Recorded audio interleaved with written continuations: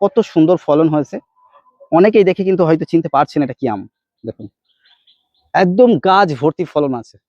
এটা সেই আপনাদের পরিচিত রেড আইভরি আম, অনেকে চিয়াংমাই আম নামে কিন্তু পরিচিত।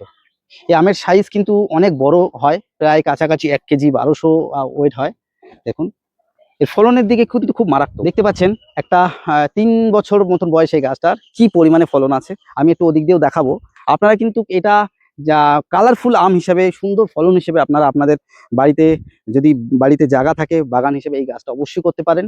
কিন্তু মিষ্টতা একটু কম হলেও আপনাদের কিন্তু ফলনে মুগ্ধ করে দেবে। আর সুন্দর, যেহেতু কালার বেশ লম্বা লম্বা সাইজ হয়, এই গাছটা আপনারা করতে পারেন।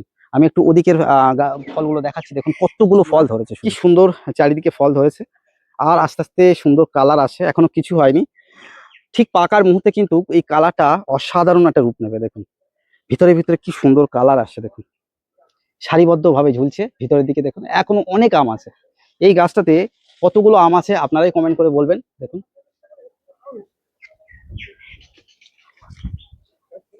খুব সুন্দর কিন্তু এই আম, রেড আইভরি বা চিয়াংমাই।